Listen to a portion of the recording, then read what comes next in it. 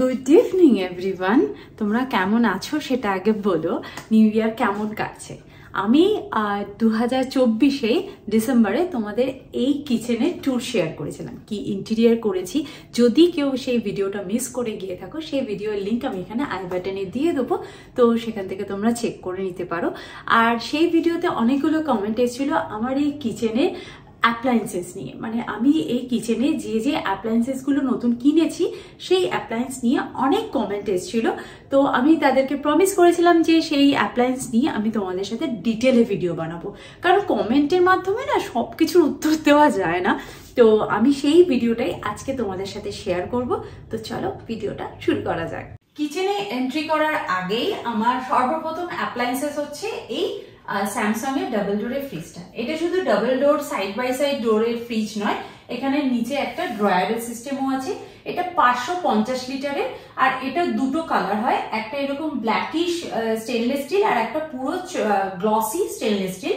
তো আমি ব্ল্যাকিশ কালারটাই চুজ করেছি, আর স্টোরে আমার এটাই বেশি ভালো লেগেছে। আর এটা তো হোম ডেলিভারি হয়ে গেছিল খুব ইজিলি, আর এটা আমরা রিলায়েন্সের শোরুম থেকেই পারচেস করেছিলাম। এটা স্যামসাং এর ফ্রিজ, আর এই ফ্রিজের অর্গানাইজেশন ভিডিও খুব তাড়াতাড়ি তোমাদের সাথে শেয়ার করব। এই ফ্রিজটা কিন্তু কনভার্ট করা যায়, এখন মোটামুটি সব ফ্রিজেই এই অপশনটা থাকে। ওপরটা ফ্রিজের কাজ করে আর নিচেরটা ফ্রিজারের কাজ করে, আর এই ফ্রিজারের অপশনটাকে আমরা অফ করে ফ্রিজেও কনভার্ট করতে পারি। আর এই ফ্রিজে যেহেতু এখানে একটা ড্রয়ার সিস্টেম রয়েছে, আর এই ড্রয়ারে কিন্তু দুটো লেয়ারও আছে, দুটো লেয়ারে ইউজ করা যায়। তো যখন আমি ফ্রিজের অর্গানাইজেশন ভিডিও তোমাদের সাথে শেয়ার করব, তখন আরো ভালো করে শেয়ার করতে পারবো।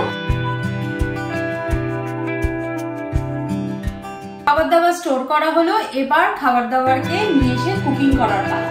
তো ফার্স্টেই বলি আমার এই কুকটপের ব্যাপারে। এটা আমাকে অনেকেই জিজ্ঞেস করেছে এটা হব নাকি।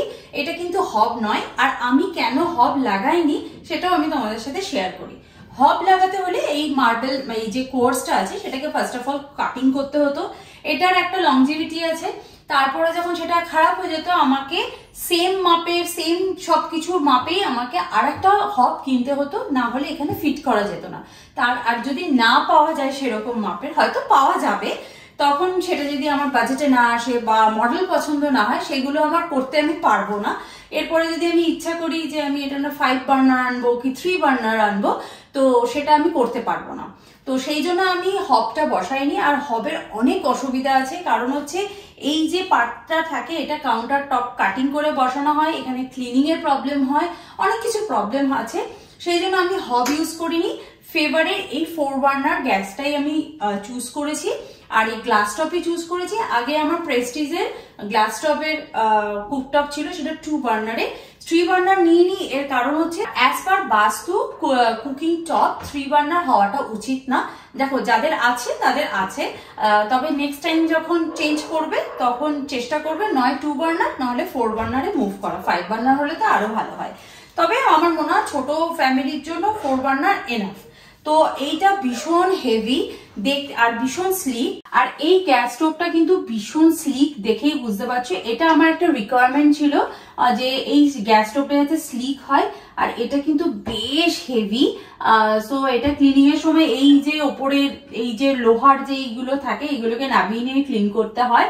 আর এমনি গ্লাস টপ কোনো ক্লিনিং এর কোনো প্রবলেম সেরকম হয় না। আর আপাতত এর ফিডব্যাক ভালোই বলতে পারো। আর আমার গ্যাস স্টোভটা যেহেতু 4 বার্নারের, সেই জন্য আমি একটু বড় সাইজের চিমনিটাকে চুজ করেছি।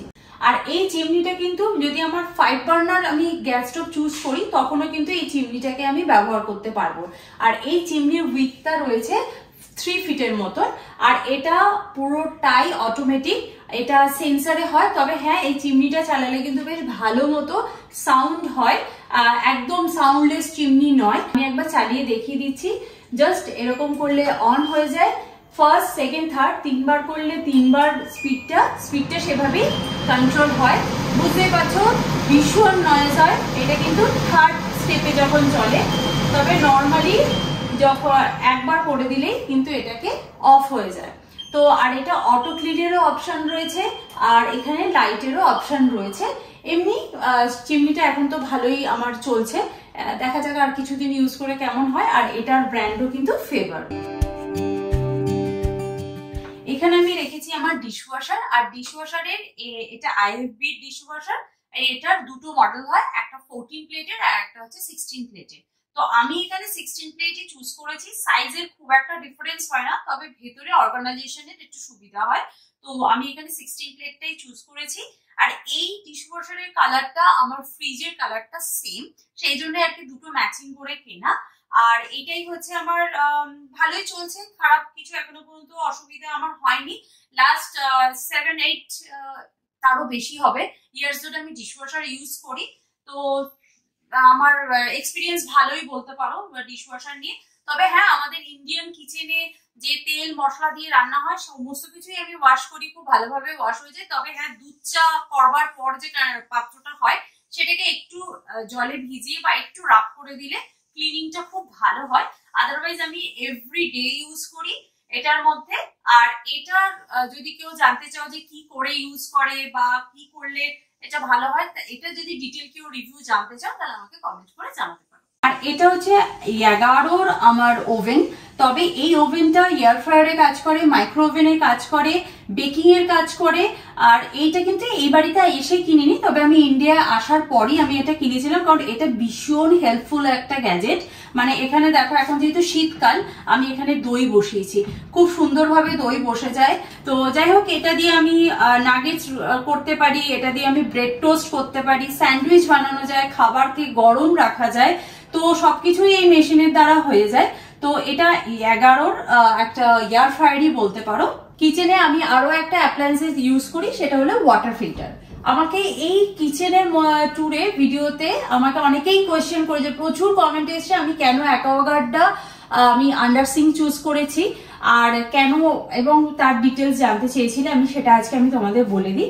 দেখো, আমাদের কিচেনটা খুব বড় তা তো নয়, ওপরে যদি আমি ওয়াটার ফিল্টারটা দিতাম তাহলে আমার এই কিচেনে একটা ছোট্ট করে আমি একটা রেগুলার ইউজের যে একটা ক্রকারি ইউনিট আমি বানিয়েছি সেটা আমি বানাতে পারতাম না, কারণ এখানেই আমার ওয়াটার ফিল্টারটা চুজ হয়ে মানে জায়গাটা নিয়ে থাকতো।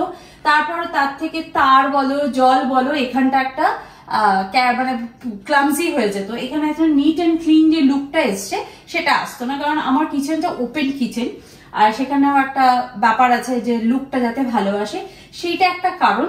আর সেকেন্ড হচ্ছে, আমার একটা শখ ছিল আন্ডার সিঙ্ক অ্যাকোয়াগার্ড নেব, সেই জন্য আমি আন্ডার সিঙ্ক অ্যাকোয়াগার্ডটা চুজ করেছি। তোমাদের আগেও বলেছি এই অ্যাকোয়াগার্ডটা কিন্তু তোমাদের ভালোবাসা দিয়েই কেনা। তো এইখানে আমি অ্যাকোয়াগার্ডটাকে ফিক্স করেছি। আর স্পেশালি আন্ডার সিঙ্ক হলে এই জায়গাটা না স্পেশালি ইউজ হয় না সেভাবে, মানে নয় ট্র্যাশবিন থাকে, নয় আনইউজ জিনিসপত্রই থাকে। তো আমার এখানে দেখতে পাচ্ছ এতখানি স্পেস না হলে নষ্টই হয়ে যায়।